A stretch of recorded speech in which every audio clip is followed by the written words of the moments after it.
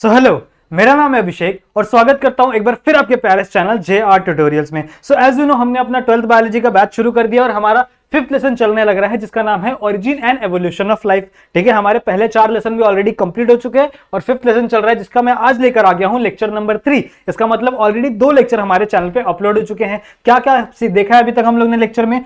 We have studies origin of life, ठीक है, कि लाइफ कैसे ओरिजिनेट हुई थी, और साथ ही साथ हम लोग ने पढ़ा था आरएनए वर्ल्ड हाइपोथेसिस, और उसके बाद हम लोग डिस्कस कर रहे थे एवोल्यूशन के बारे में। तो हमारा एवोल्यूशन वाला टॉपिक चल रहा था जिसमें मैंने आपको थियोरीज ऑफ एवोल्यूशन पढ़ाई थी कि कौन कौन सी थियोरीज रिस्पॉन्सिबल है, कौन कौन सी थियोरीज दी गई थी एवोल्यूशन के लिए। ठीक है, कैसे कैसे एवोल्यूशन हुआ था वो हमें साइंटिस्टों ने अलग अलग अपने थियोरीज में बताया था। आज हम लोग डिस्कस करेंगे एविडेंसेस के बारे में कि देखो, साइंटिस्टों ने कुछ भी बातें हवा में नहीं की है, सारे के सारे उनके पास प्रूफ है। ठीक है, उनके पास क्या है? प्रूफ है, और वही प्रूफ आज भी हम लोग पढ़ने वाले हैं। इतनी बातें क्लियर है? एक बात और कि अगर आपको मेरे पूरे सेशन पढ़ते थ्रू कोई भी डाउट होता है तो आप मेरे इंस्टाग्राम पे आप मुझे डायरेक्टली मैसेज कर सकते हैं। ये मेरी आईडी, इंस्टाग्राम की आईडी है। आपको कोई भी डाउट होता है इस लेसन में या फिर मेरे पढ़ाए हुए कोई भी लेसन में जो मैंने अभी तक पढ़ा है, first, second, third, fourth lesson, ठीक है, आप डायरेक्टली मैसेज कर सकते हैं। और अगर आपको कोई फीडबैक देना है तो भी आप मुझे वहां पे दे सकते हैं। तो स्टार्ट करते हैं आज का लेसन, आज का लेक्चर।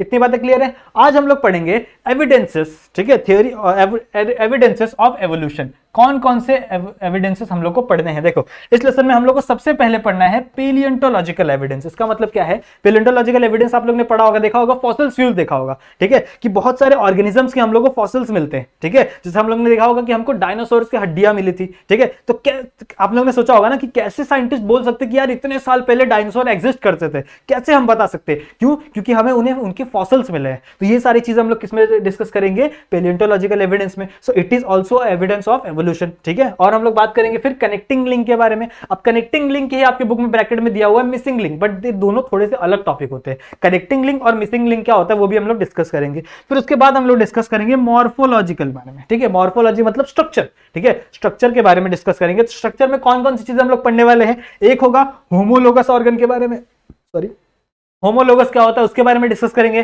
फिर बात करेंगे हम लोग एनालोगस क्या होता है। ठीक है, एनालोगस, होमोलोगस। फिर हम लोग बात करेंगे वेस्टिजियल ऑर्गन्स के बारे में। वेस्टिजियल ऑर्गन्स क्या होते हैं? वेस्टिजियल ऑर्गन्स जनरली वो यूजलेस ऑर्गन्स होते हैं। जैसे हमारी बॉडी में कुछ ऐसे ऑर्गन्स प्रेजेंट है बट उनका कोई यूज नहीं है। ठीक है, ऐसे ऑर्गन्स को हम लोग क्या कहेंगे? Vestigial organs. फिर नेक्स्ट हम लोग बात करेंगे मॉलिक्यूलर एविडेंस। ठीक है, कुछ ऐसे मॉलिक्यूल्स के बारे में बात करेंगे जो भी ये दिखा रहे हैं, जो ये एविडेंस दे रहे हैं कि हाँ भाई एवोल्यूशन हुआ है। इतनी बातें क्लियर है? तो स्टार्ट करें। सबसे पहले हम लोगों को पढ़ना है पेलियोंटोलॉजिकल एविडेंस। पेलियोंटोलॉजिकल एविडेंस मैंने अभी आप लोगों को बताया कि दीज आर द फॉसिल्स, जैसे मैंने अभी बताया ना आपको कि डायनासोर्स पहले एग्जिस्ट करते थे। इसका क्या सबूत है? ठीक है, डायनासोर्स पहले एग्जिस्ट करते थे, इसका क्या सबूत है भैया? इसका यही सबूत है कि हम लोग को उनके फॉसिल फ्यूल मिले। ठीक है, साइंटिस्टों को क्या मिली है? उनकी हड्डियां मिली हैं, और उस हड्डियों को जोड़ जोड़ के साइंटिस्टों ने क्या किया? एक स्ट्रक्चर फॉर्म किया। ठीक है, उसके अंदर से हम लोग ने कार्बन डेटिंग मेथड से, कार्बन डेटिंग मेथड हम लोग पढ़ा है ना, तो कार्बन डेटिंग मेथड से हम लोग ये निकाल सकते हैं कि वो जो चीज है, ठीक है, वो जो बोन है वो कितने साल पुरानी है, कितने साल पहले वो एग्जिस्ट करती थी। ये सारी चीजें हम लोग कार्बन डेटिंग मेथड से पता कर सकते हैं। इतनी बातें क्लियर है? तो ये सारी चीजें किस में आती है? पेलियोंटोलॉजिकल एविडेंस में। अब आगे चल के आप लोग अपने बुक में एक पढ़ोगे, फॉर एन एग्जांपल ये हमारी अर्थ है। ठीक है, तो पहले कुछ सालों पहले, मतलब मिलियंस ऑफ सालों पहले, कुछ एराज में हम लोग ने डिवाइड किया। जैसे हमारी जो लाइफ होती है हम लोग ईयर्स में डिवाइड करते हैं कि हाँ भाई ये इंसान 100 साल जिएगा, ये इंसान 40 साल जिएगा, ऐसा होता है ना, तो हम लोग ने ईयर्स में डिवाइड करते हैं। वैसे ही अगर हम लोग बात करें एक अर्थ की लाइफ की, ठीक है, हमारे अर्थ कब बनी थी? Around 4.6 billion year ago. हमारी अर्थ कब बनी थी? 4.6 बिलियन ईयर अगो। तो जो अर्थ की लाइफ है उसको हम लोग डिनोट करते हैं एरा में। ठीक है, किसमें डिनोट करते हैं? एरा में। ये जियोलॉजिकल टाइम स्केल है, ये आप लोग के बुक में बहुत ही ज्यादा डिटेल में दिया हुआ, उसमें एक बार पढ़ना जाके, बहुत ही ज्यादा डिटेल में है एरास। ठीक है, हम लोगों ने टोटल 4 एरा में डिवाइड किया है। तो उसके अंदर भी, ठीक है, उस एरास को भी आगे चल के वो एरा डिवाइड होते हैं पीरियड्स में। जैसे हमारे जो हमारा ये होता है ना, ईयर होता है, वो डिवाइड होता है मंथ्स में। वैसे ये एरा आगे चल के किसमें डिवाइड होते हैं? पीरियड्स में डिवाइड होते हैं। ठीक है, तो हम लोग ने एक चीज पढ़ी है, हम लोग को एक चीज पता है कि देखो एवोल्यूशन हुआ है और किस रेट में एवोल्यूशन है। तो देखो, सबसे पहले एग्जिस्ट करते थे पाइसेस। सबसे कौन एग्जिस्ट करते थे? पाइसेस। पाइसेस मतलब क्या? फिशेस। ठीक है, फिशेस से आगे चल के क्या बने? एम्फीबियंस बने। देखो, लाइफ ओरिजिनेट हुई थी कहां पे? लाइफ ओरिजिनेट हुई थी हमारे वाटर में, ओरिजिनेट हुई थी, हम लोग ने पढ़ा है ऑलरेडी। ठीक है, पहले वाले लेक्चर मैंने आपको बताया था कि जो लाइफ ओरिजिनेट हुई थी वो कहां हुई थी, वाटर के अंदर हुई थी। तो वाटर के अंदर ही अंदर डिफरेंट डिफरेंट टाइप के ऑर्गेनिज्म बनते गए। फिर जो वाटर के अंदर से जो ऑर्गेनिज्म बाहर आया वो कौन थे, एम्फीबियंस। ठीक है, कौन से थे वो, एम्फीबियंस। एम्फीबियंस ऐसे ऑर्गेनिजम्स होते हैं जो वाटर में भी रह सकते हैं और जमीन पे भी रह सकते हैं। फिर एम्फीबियंस से आगे चल के क्या बने, रेप्टाइल्स बने। कौन बने, रेप्टाइल्स बने। ठीक है, ये आपको पता होना चाहिए। सबसे पहले पाइसेस थी, पाइसेस मतलब क्या, फिशेस। पाइसेस मतलब क्या, फिशेस। तो सबसे पहले फिशेस थी, फिशेस से आगे चल के कौन इवॉल्व हुए, एम्फीबियंस इवॉल्व हुए। फिर इन एम्फीबियंस से आगे चल के कौन इवॉल्व हुए, रेप्टाइल्स। और ये रेप्टाइल्स आगे चल के दो अलग अलग स्पीशीज बनाते हैं, दो अलग अलग ग्रुप ऑफ स्पीशीज बनाते हैं। उसे हम लोग कहते हैं एक एव्स, ठीक है, और एक आ जाते हैं मैमल्स, जिसके अंदर हम लोग आते हैं। ठीक है, तो हम लोग किससे बने हुए हैं, रेप्टाइल से बने हुए हैं। कोई भी बच्चा ये नहीं लिख के आएगा कि हम लोग एव से बने हुए हैं, नहीं, रेप्टाइल से आगे चल के, ठीक है, रेप्टाइल से आगे चल के दो अलग अलग टाइप के ग्रुप्स बने। उन ग्रुप का नाम क्या था, एक था एव्स, ठीक है, जो उड़ सकते हैं, जिन्हें हम लोग कहते हैं बर्ड्स, बर्ड्स आते हैं ना एव्स के अंदर, और एक थे मैमल्स हमारे। इतनी बातें क्लियर है। सो इस तरीके से हमारा एवोल्यूशन हुआ है। तो अगर आप जितना डीप खोदोगे, देखो सबसे पहले जो अर्थ पे आए थे, ठीक है, सबसे पहले अर्थ पे क्या आए थे, फिशेस आए थे, फिशेस आए थे ना। तो सबसे पहले अगर आप अर्थ के एकदम डीप में जाओगे तो यहां पे फिशेस के ज्यादा फॉसिल्स मिलेंगे। ठीक है, फिशेस के पहले फॉसिल्स मिलेंगे। तो फॉर एन एग्जांपल यहां पे मुझे फिशेस के फॉसिल मिल रहे हैं। ठीक है, ये इस अर्थ के इस लेयर पे क्या मिल रहे हैं, मुझे फिशेस के फॉसिल्स मिल रहे हैं, यहां पे फिश। ठीक है, उसके बाद फॉसिल्स कैसे बनते हैं, देखो जैसे ये फिशेस के फॉसिल्स थे, इनके ऊपर क्या आ जाएगी, एक लेयर आ जाती है सॉइल की। ठीक है, तो फॉर एन एग्जांपल इसके ऊपर एक लेयर आ गई दूसरे सॉइल की। अब ये जैसे ही लेयर आगे गई, ठीक है, आगे कौन कौन है, एम्फीबियंस है। तो उसके बाद किसका राज हुआ, एम्फीबियंस का राज हुआ। तो यहाँ पे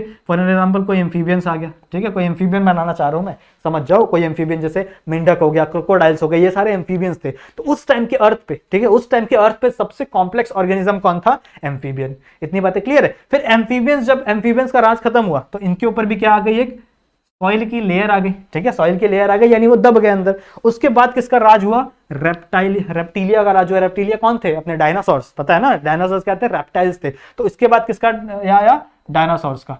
तो डायनासोर्स थे बड़े बड़े, कुछ तो ऐसे होते हैं ना। ठीक है, डायनासोर्स बनाना चाह रहा था मैं, तो कुछ डायनासोर्स का राज आया। अब आप लोग बोल रहे हो कि सर अर्थ का ये बढ़ता जा रहा है, ऐसा नहीं हो रहा है। ठीक है, मैं तो बस आपको लेयर बता रहा हूं यहाँ पे। इतनी बातें क्लियर है। फिर इसके बाद ये जब ये मरे, ठीक है, तो इनके ऊपर भी क्या आ गई, एक सॉइल की लेयर चढ़ गई। उसके बाद आज के टाइम पे कौन एग्जिस्ट करते हैं, मैमल्स। ठीक है, ज्यादा आज धरती पे किसका राज है, मैमल्स का राज है, क्योंकि मोस्ट कॉम्प्लेक्स ऑर्गेनिज्म, ठीक है, मोस्ट कॉम्प्लेक्स ऑर्गेनिज्म कौन है आज के टाइम पे, मैमल्स है। कौन है, मैमल्स। तो इसका मतलब क्या है कि जब साइंटिस्ट, देखो जब साइंटिस्ट खुदाई करते हैं, ठीक है, कोई भी पैलेंटोलॉजिस्ट है, वो जब जाके खुदाई करेगा तो उसको सबसे ऊपर सरफेस में मैमल्स के फॉसिल्स मिलेंगे। ठीक है, सबसे ऊपर क्या मिलेंगे उनको, मैमल्स के फॉसिल्स मिलेंगे। सही बात है, क्योंकि यहाँ पे मैमल्स एग्जिस्ट करते हैं।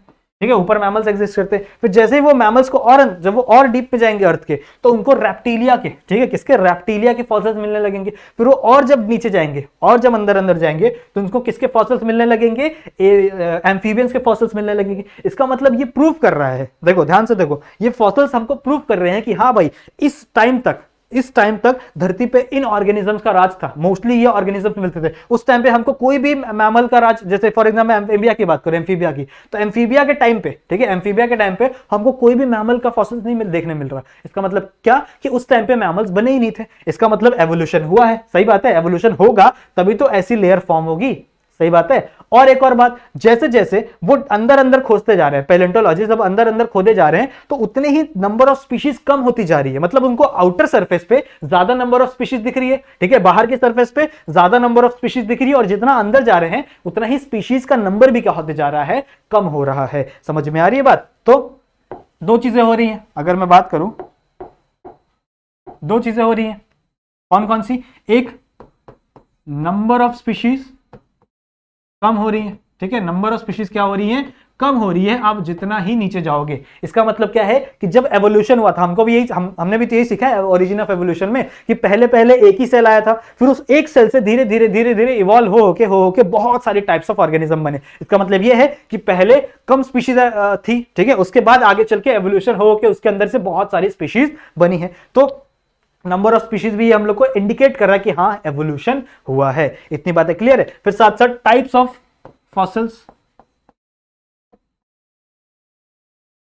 टाइप्स ऑफ फॉसिल्स मतलब क्या, कि जब आप ऊपर की सरफेस पे रहोगे, अभी मैंने बताया ना कि जब आप ऊपर की सरफेस पे पैलेंटोलॉजिकल ये करेंगे, सर्चिंग करेंगे, तो उनको ज्यादा करके मैमल्स के फॉसिल्स मिलेंगे। फिर वो जितना अंदर जाएंगे, ठीक है, जितना डीप जाएंगे, उनको उतने ही टाइप्स के अलग अलग टाइप के फॉसिल्स मिलने लगेंगे। तो सबसे पहले क्या मिले उनको? मैमल्स मिले, फिर उनको रेप्टाइल्स मिलने लगे, फिर उनको एम्फीबियंस मिलने लगे, फिर उनको पाइसेस मिलने लगे। इतनी बातें समझ में आ रही है? इसका मतलब अलग अलग टाइप के, ठीक है, अलग अलग टाइप के फॉसिल्स भी मिल रहे हैं। तो ये भी एक प्रूफ है, ठीक है, ये भी एक प्रूफ है कि हाँ एवोल्यूशन हुआ है। This is also evidence for the evolution. Evolution हुआ है तभी हमको इन सारे टाइप के फॉसिल्स देखने मिल रहे हैं। इतनी बातें समझ में आई?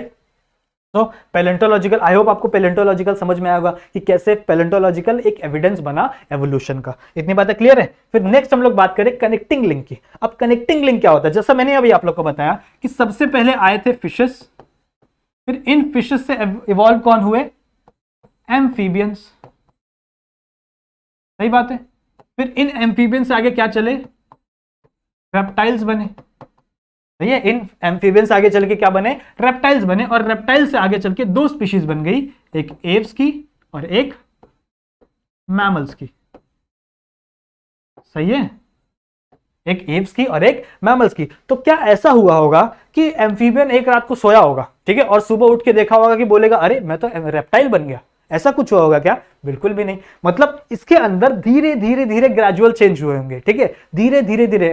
हम लोग ने एवोल्यूशन में क्या पढ़ा है? एवोल्यूशन क्या है? Evolution is a slow and gradual change. Slow मतलब क्या है कि बहुत धीरे धीरे उसके अंदर चेंजेस आ रहे हैं, उसके बॉडी के अंदर, उसके जेनेटिक्स के अंदर बहुत स्लो चेंजेस आ रहे हैं, और उससे आगे चल के वो एक नई स्पीशीज बन रहा है, ठीक है। ये रात को सोया और सुबह रेप्टाइल नहीं बन गया, ऐसा कुछ नहीं हुआ होगा। इतनी बातें क्लियर है? इसका मतलब इसके बीच में, ठीक है, इसके बीच में कोई एक ऐसी स्पीशीज जरूर एग्जिस्ट करती होगी जो इन दोनों का फंक्शन दिखाए, ठीक है। कुछ ऐसी स्पीशीज जरूर एग्जिस्ट करती होंगी इनके बीच में, यहां पे भी, यहां पे भी, यहां पे भी, यहां पे भी। मतलब कुछ ऐसी स्पीशीज जरूर मिली होंगी जो जिसके अंदर कुछ फीचर्स रेप्टिलिया के भी होंगे और कुछ फीचर्स एम्फीबियंस के भी होंगे।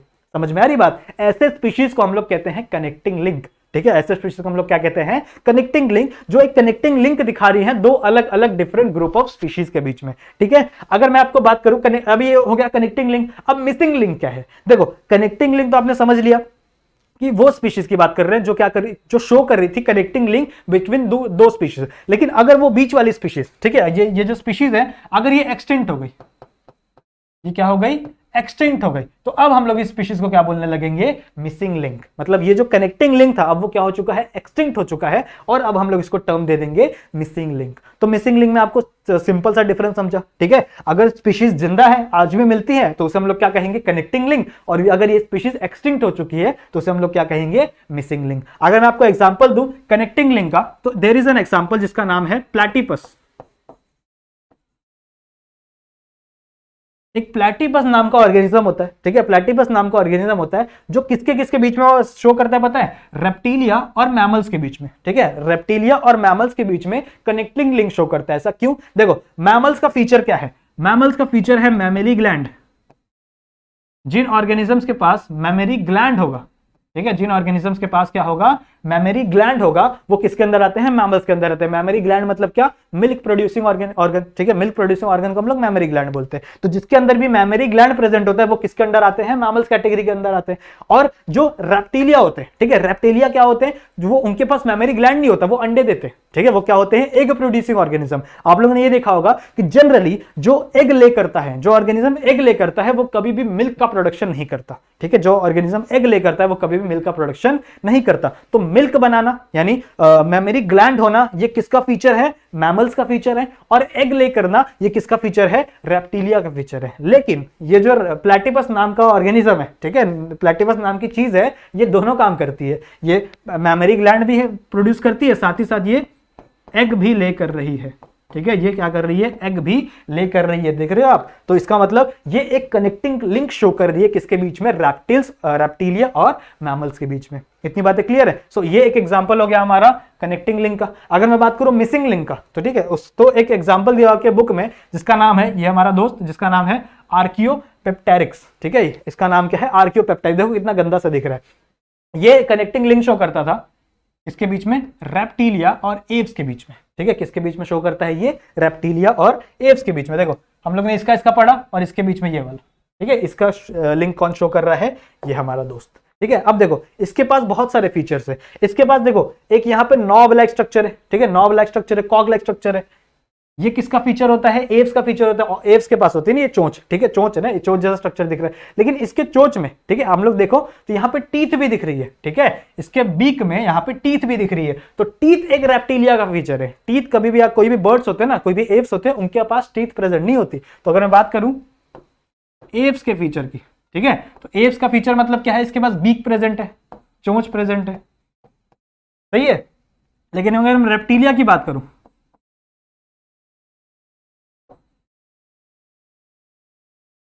तो इसके पास क्या प्रेजेंट है?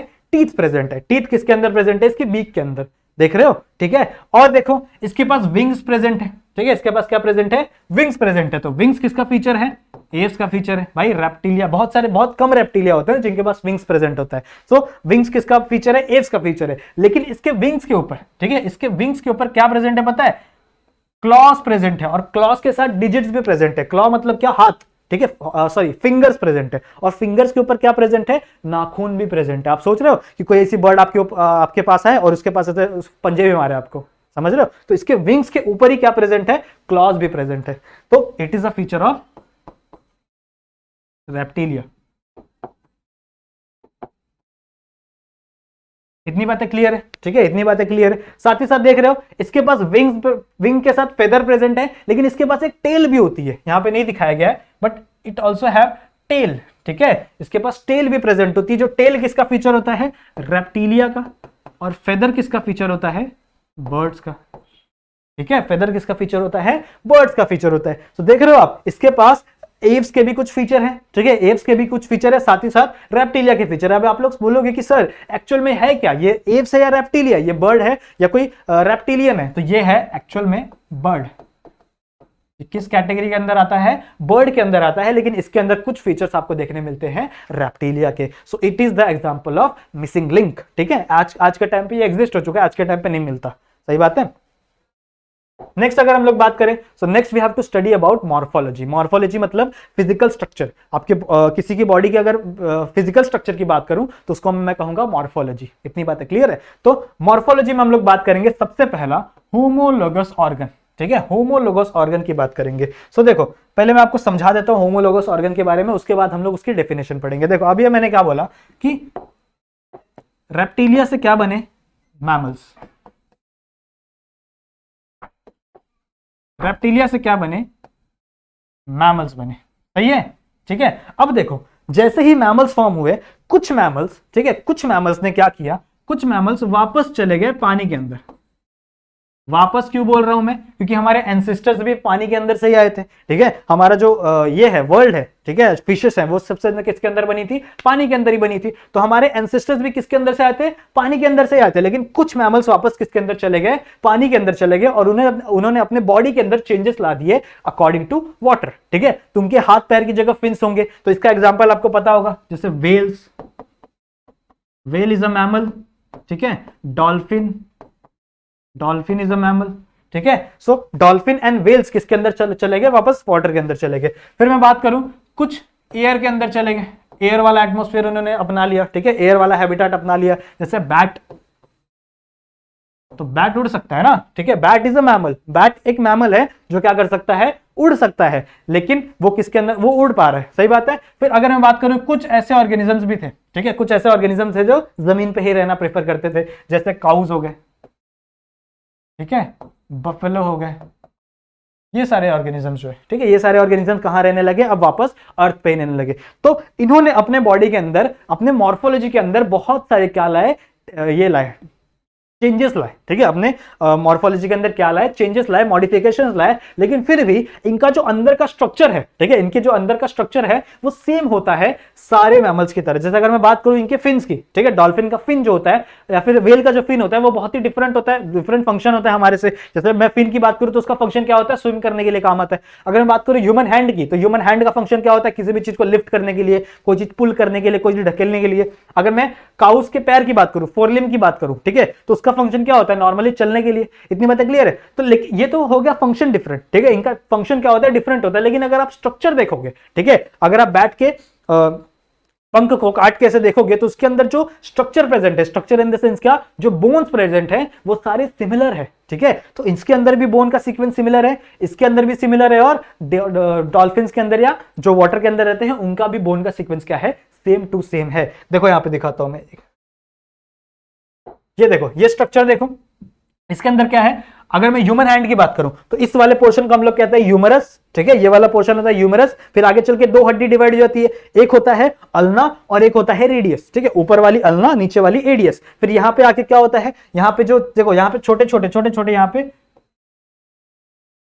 8 बोन्स प्रेजेंट है, जिसे हम लोग क्या कहते हैं, कार्पस, ठीक है। इन छोटे छोटे बोन्स को हम लोग क्या कहते हैं, कार्पस। फिर इस कार्पस के बाद ये जो मेरा पाम वाला रीजन है, पाम, ये दिख रहा है ये वाला रीजन, यहां पे ऐसे कुछ बोन्स आए रहते हैं, उसे हम लोग कहते हैं मेटाकार्पस, कार्पस, मेटाकार्पस। और उसके बाद आगे चल के इसके अंदर 3 छोटे छोटे बोन्स लगे होते हैं हमारे उंगलियों के अंदर, उसे हम लोग क्या कहते हैं, फैलेंजेस, ठीक है। So humerus, carpus, ulna, humerus, radius, ulna, carpus, metacarpus और फेरेंजेस। तो ये बात हो गई हमारे ह्यूमन के बॉडी की, ठीक है। ह्यूमन का जो हैंड है उसका स्ट्रक्चर हो गया। लेकिन अगर आप लोग बर्ड का देखोगे, ठीक है, bird in the sense bat का देखोगे, ठीक है, बैट क्या है, मैमल्स है ना, उसका देखोगे। अगर आप वेल का देखोगे, ठीक है, वेल क्या काम क्या आता है, उड़ने बोल रहा हूं, वेल का जो फिन है वो किसके काम आता है, तैरने के लिए काम आता है। फिर अगर मैं हॉर्स की बात करूं, हॉर्स का अगर तुम पैर देखोगे या फिर तुम लोग लिजार्ड का स्ट्रक्चर देखोगे तो सेम है, देखने मिल रहा है, सबके अंदर सेम बोन्स प्रेजेंट है, सेम जॉइंट्स प्रेजेंट है। कौन कौन से सेम जॉइंट प्रेजेंट है,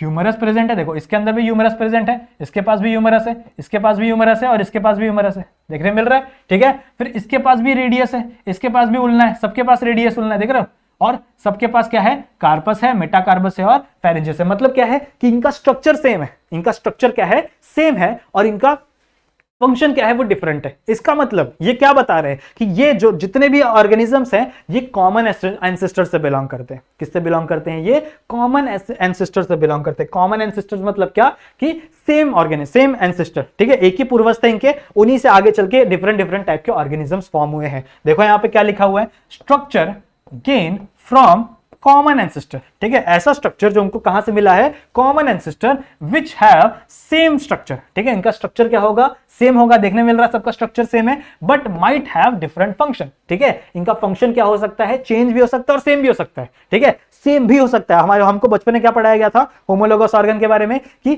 स्ट्रक्चर डिफरेंट है और फंक्शन सेम है। लेकिन ऐसा भी हो सकता है, जैसे फॉर एन एग्जांपल कि जो सबसे पहला मैमल बना था, ठीक है, ये फॉर एग्जांपल मैमल था, तो इसके पास कुछ आंखें थी, ठीक है, इसके पास आंखें थी, तो वही आंखें इसने वेल्स को भी दे दी, ठीक है, वही आंखें इसने बैट को भी दे दी, वही आंखें बफलो को भी मिली है, और वही आंखें इसने किसको दी है, ह्यूमन को भी दी है।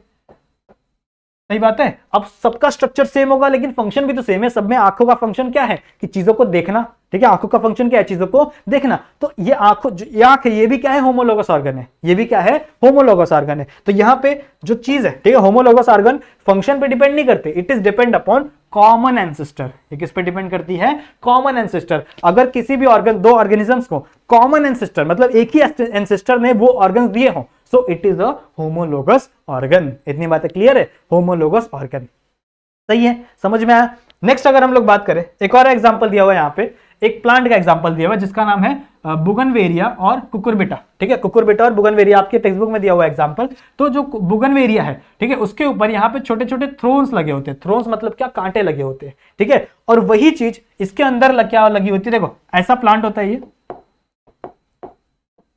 कुछ ऐसा सा प्लांट होता है, और ये क्या करता है पता है, ये खुद स्टैंड नहीं रह सकता है। जो कुकुरबिटा का प्लांट है ना, ये खुद खड़े नहीं रह सकता, ये सपोर्ट लेता है। तो ये क्या करेगा, इसके अंदर से ऐसे कुछ राउंड राउंड से स्ट्रक्चर निकालेगा, ठीक है, जिसे टेंड्रिल कहते हैं। इस स्ट्रक्चर को क्या कहते हैं, टेंड्रिल। अब ये स्ट्रक्चर क्या करेंगे, जाएंगे किसी दूसरे ऑर्गेनिज्म के ऊपर, ऐसे बाइंड हो जाएंगे, और क्या हो जाएगा, ये जो ये प्लांट है ये क्या हो जाएगा, चढ़ जाएगा, क्लाइंब कर जाएगा उस प्लांट के ऊपर। लेकिन मैं बात करूं बुगनवेरिया की, तो बुगनवेरिया के अंदर क्या होते हैं, छोटे छोटे थ्रोन्स होते हैं।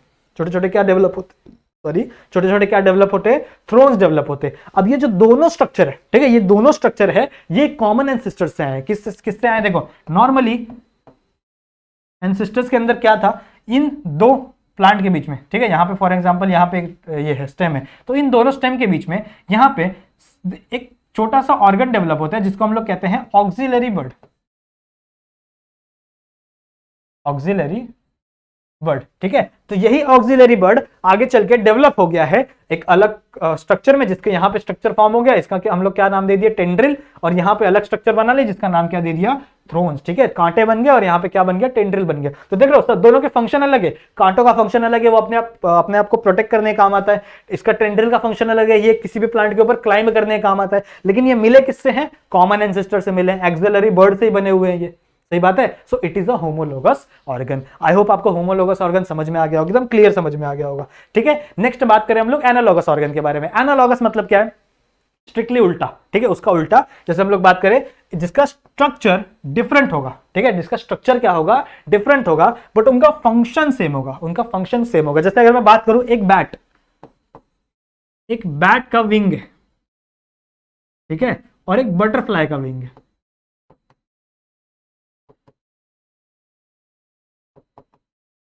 ठीक है। एक बैट का विंग है, बैट का विंग अभी आप लोगों ने पढ़ा कि वो किससे बना हुआ होता है, पूरे स्किन से बना हुआ है, स्किन के अंदर क्या है, बोन्स प्रेजेंट है। लेकिन अगर आप बटरफ्लाई का विंग देखो, ठीक है, बटरफ्लाई देखो या फिर जो ड्रैगन फ्लाई होती है उसका विंग देखो, तो वो बहुत ही पतला सा होता है, ठीक है, वो किसी बोन से नहीं बना, वो किसी स्किन की लेयर से नहीं बना, देखा होगा ना आपने। बट दोनों का फंक्शन क्या है, सेम है। बैट के विंग्स का भी फंक्शन क्या है, उड़ना, और बटरफ्लाई के विंग्स का भी फंक्शन क्या है, उड़ना, सिंपल सी बात है। तो इनका फंक्शन सेम है, ठीक है, इनका फंक्शन सेम है, बट ये किसी भी कॉमन एंसेस्टर से बने हुए नहीं है। समझ में आ रही बात। तो सिंपल सा मीनिंग है, जिनका स्ट्रक्चर डिफरेंट हो, जिसका क्या डिफरेंट हो, स्ट्रक्चर डिफरेंट हो, बट इनका फंक्शन क्या हो, same, they have the similar function. इसी को हम लोग क्या कहते हैं, एनालॉगस स्ट्रक्चर। ज्यादा बड़ा नहीं है, छोटा सा ही है। इतनी बातें समझ में आ गई। नेक्स्ट हम लोग पढ़ेंगे किसके बारे में, वेस्टिजियल ऑर्गन्स के बारे में पढ़ेंगे। अब वेस्टिजियल ऑर्गन्स क्या होते हैं, vestigial organ are certain organs जो जनरली जो हमारे बॉडी में यूजफुल नहीं होते, ठीक है। पहले हमारे बॉडी में हो सकता है वो यूजफुल होंगे, बट अब हम उन ऑर्गन्स को यूज नहीं कर रहे हैं, इसलिए वो धीरे धीरे क्या हो रहे हैं, हमारे बॉडी में डीजनरेट हो रहे हैं। जैसे आप लोग ने एग्जाम्पल सुना होगा अपेंडिक्स का। व्हाट इज द अपेंडिक्स, ठीक है, हमारी जो लार्ज इंटेस्टाइन है, हमारी ऐसे देखो लार्ज इंटेस्टाइन गई है,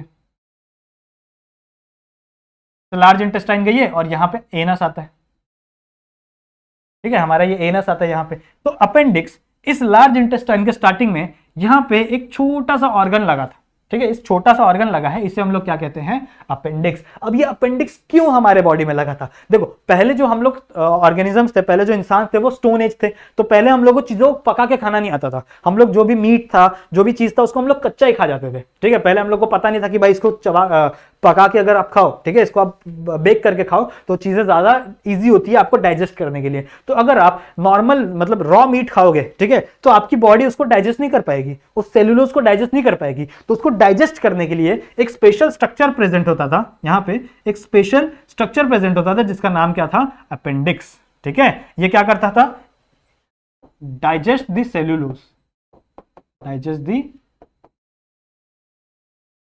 सेल्यूलोज को डाइजेस्ट करने के लिए अपेंडिक्स लगा था। लेकिन आज के टाइम पे क्या हम लोग कोई चीज रॉ खाते हैं, ठीक है, मतलब फ्रूट्स वेजिटेबल्स को छोड़ के, क्या हम लोग कोई मीट रॉ खाते हैं जिसके अंदर सेल्यूलोज प्रेजेंट हो, बिल्कुल भी नहीं, ठीक है, हम लोग नहीं है यार ऐसे। तो हम लोग जनरली चीजों को क्या करते हैं, पका के खाते हैं, जिससे जो सेल्यूलोज है वो पहले से ब्रेक डाउन हो जाता है और हमारी बॉडी क्या कर लेती है, उसको इजिली डाइजेस्ट कर लेती है। तो आज के टाइम पे इसका कोई भी फंक्शन नहीं है, ठीक है, इसका कोई भी फंक्शन नहीं है, और ये धीरे धीरे डीजनरेट भी हो रहा है। पहले बहुत बड़ा साइज का होता था, लेकिन अब इसकी साइज बहुत ही ज्यादा छोटी हो गई है। इतनी बातें क्लियर है। फिर एक और एग्जांपल दिया हुआ है, ये सब आपने पढ़ा होगा पहले भी, कॉकेक्स, ठीक है। कॉकेक्स मतलब, कॉकेक्स को टेल बोन कहते हैं।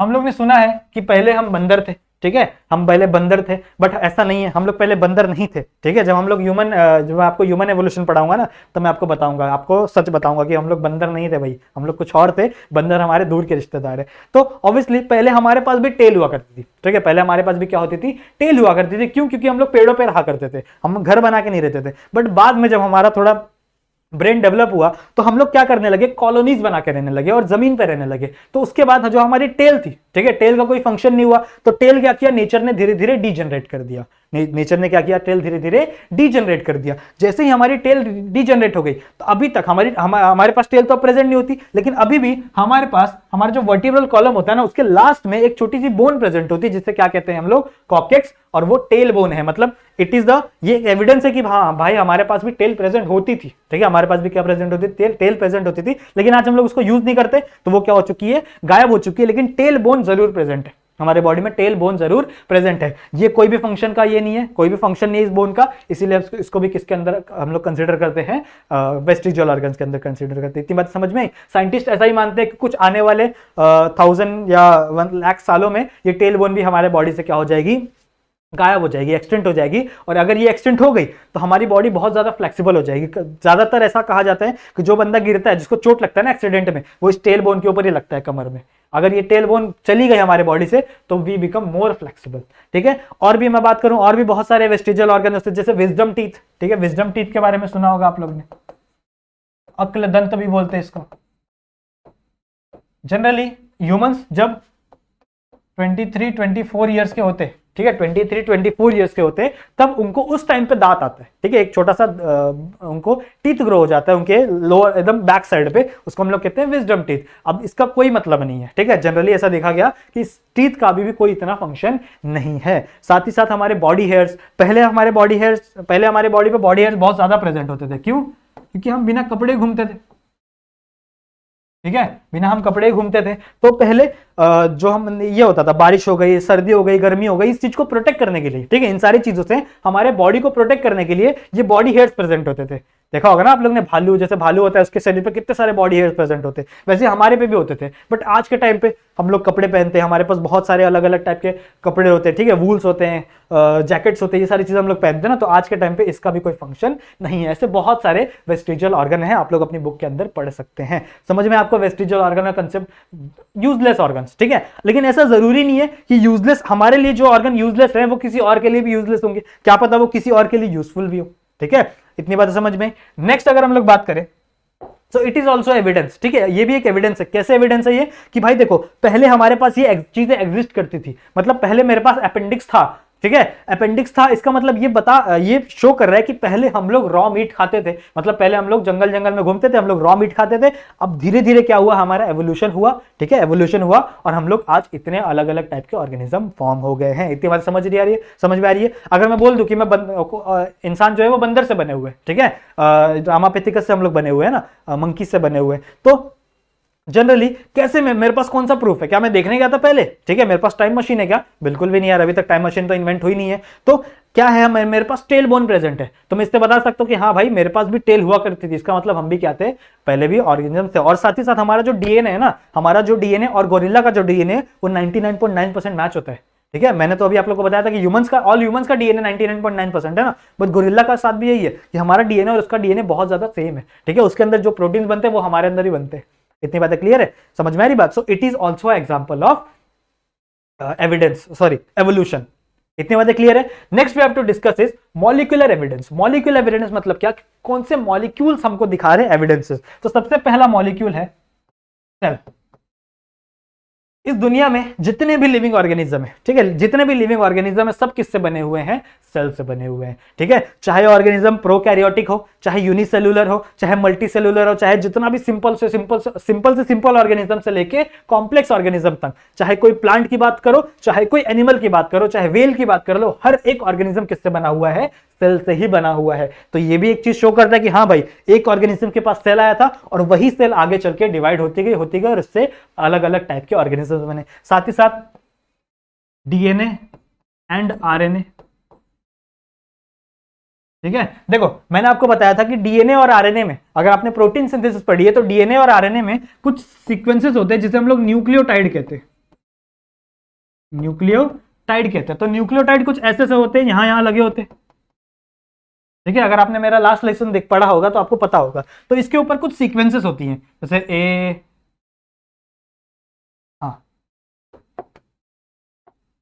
T G C T A, कुछ फॉर एन एग्जाम्पल कोई भी सीक्वेंस यहां प्रेजेंट हो सकती है। तो अब देखो, हमेशा मैंने आपको क्या बताया था कि हर जो 3 कोडोन है, पहले के जो 3 कोडोन है, वही एक अमाइनो एसिड के लिए कोड करते हैं। एक अमाइनो एसिड के लिए पहले के 3 कोडोन कोड करते हैं। सो इसको मैंने कहा था ट्रिपलेट कोडोन। क्या मैंने बोला था इसको? Triplet codon. 3 कोडोन क्या करते हैं? एक अमाइनो एसिड के लिए यूज करते हैं। तो आप किसी भी ऑर्गेनिज्म में चले जाओ, अगर मैं बात करूं AUG की,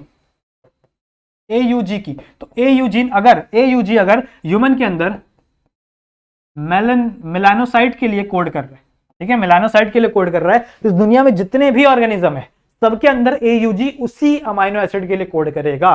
ठीक है, ऐसा कोई भी डिफरेंस नहीं है कि अमाइनो एसिड इसके लिए अलग कोड कर रहा है, उसके लिए अलग कोड कर रहा है। दुनिया में जितने भी ऑर्गेनिजम्स हैं सबका कोडिंग क्या है, सेम है। सो it is also evidence for evolution. इतनी बातें क्लियर है।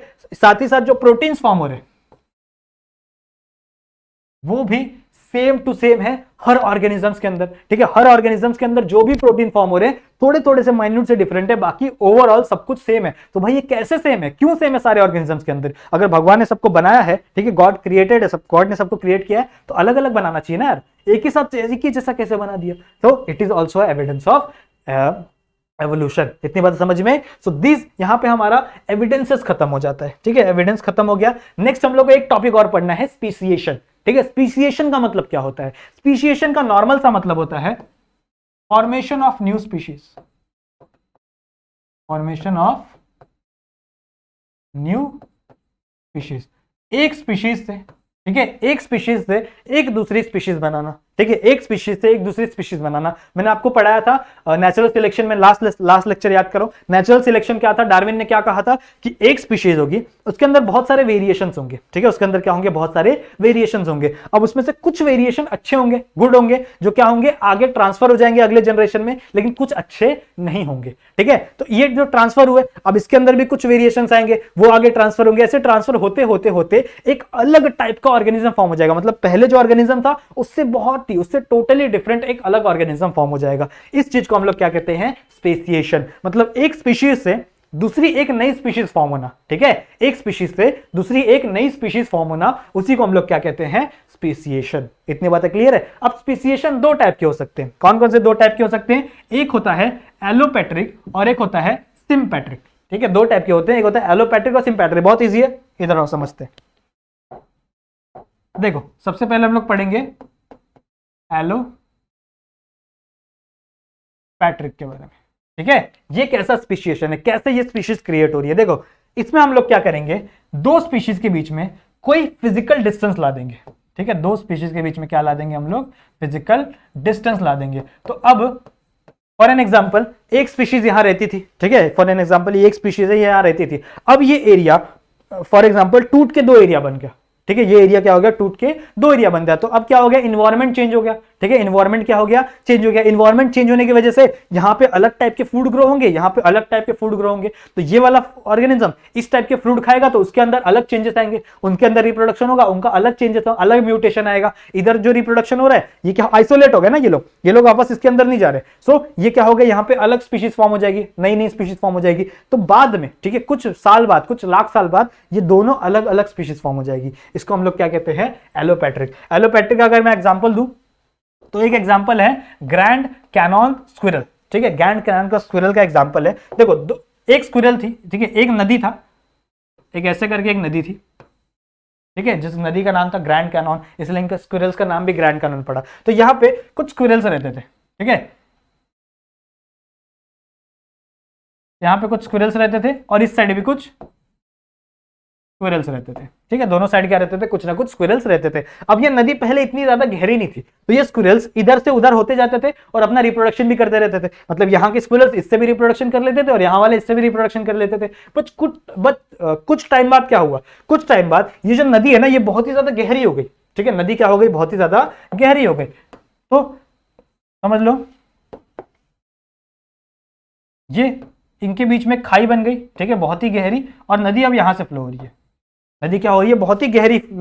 नदी क्या हो गया? नदी ने क्या किया? सॉइल इरोजन किया। ठीक है, यहाँ का सॉइल लेके लेके चली गई और नदी क्या हो गई? बहुत ही ज्यादा नीचे हो गई। अब यहाँ वाले स्क्विरल यहाँ तक नहीं जा सकते। ठीक है, ये वाले स्क्विरल यहाँ नहीं जा सकते। सो ये दोनों स्क्विरल क्या हो गए? आइसोलेट हो गए एक दूसरे जगह पे। यहाँ के स्क्विरल यहाँ पे आइसोलेट हो गए और यहाँ के स्क्विरल्स क्या हो गए? यहाँ पे आइसोलेट हो गए, जिसकी वजह से कुछ टाइम बाद, ठीक है, आने वाले कुछ मिलियंस ऑफ ईयर बाद ये स्क्विरल्स की यहाँ पे एक न्यू स्पीशीज फॉर्म हो गई और ये स्क्विरल्स की यहाँ पे एक न्यू स्पीशीज फॉर्म हो गई। तो हम लोग ने दोनों स्पीशीज को अलग अलग फॉर्म किया with the help of physical distance. With the help of क्या? Physical distance. हम दोनों क्या, हमें क्या करना है? उसके बीच में फिजिकल डिस्टेंस क्रिएट कर देना है, जिसकी वजह से क्या हो गया? यहाँ पे एक न्यू स्पीशीज फॉर्म हो गई। इस टाइप के स्पीशीज फॉर्मेशन को हम लोग क्या कहते हैं? एलोपैट्रिक। समझ में आई बात? इस टाइप के हम लोग क्या कहते हैं? एलोपैट्रिक। नेक्स्ट अगर हम लोग बात करें सिम्पैट्रिक की, सिम्पैट्रिक की बात करें तो टोटली डिफरेंट है सिम्पैट्रिक।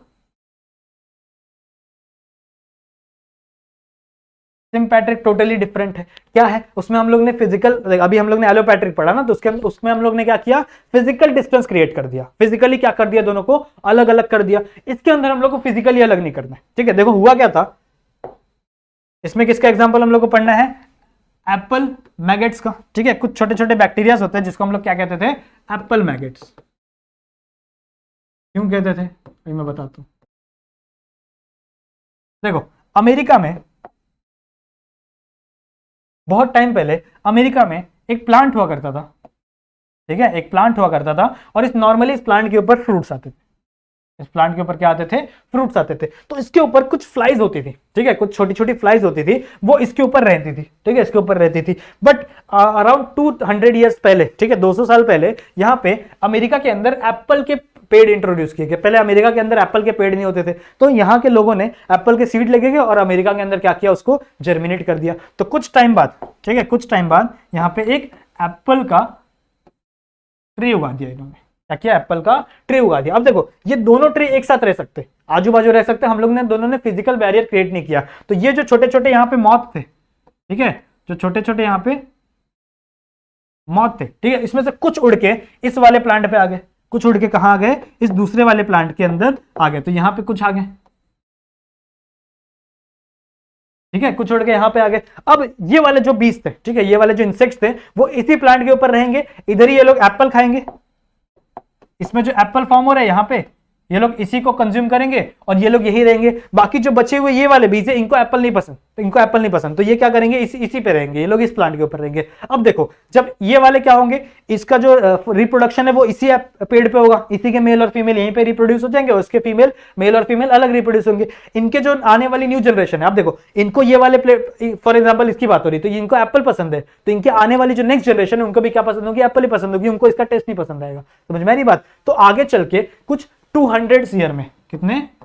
200 साल में आने वाले दो अलग अलग इंसेक्ट्स के स्पीशीज फॉर्म हो गए यहाँ पे, ठीक है, दो अलग अलग इंसेक्ट्स के स्पीशीज फॉर्म हो गए। समझ रही बात? लेकिन हम लोग ने इसके बीच में कोई भी फिजिकल डिस्टेंस क्रिएट किया गया नहीं, ये दोनों आसपास भी रह सकते, ठीक है। ऐसे टाइप के स्पीशिएशन को, ऐसे टाइप के स्पीशीज फॉर्मेशन को हम लोग क्या कहते हैं? सिम्पैट्रिक। समझ में आ रही इतनी बात? ऐसे टाइप के हम लोग स्पीशिएशन को क्या कहते हैं? सिम्पैट्रिक। तो दो स्पीशीज पढ़ा हम लोग ने, एक है एलोपैट्रिक और एक है सिम्पैट्रिक। इसमें से मोस्ट कॉमन कौन सा है? ठीक है, इसमें से मोस्ट कॉमन कौन सा है? Allopatric. So it is the most common.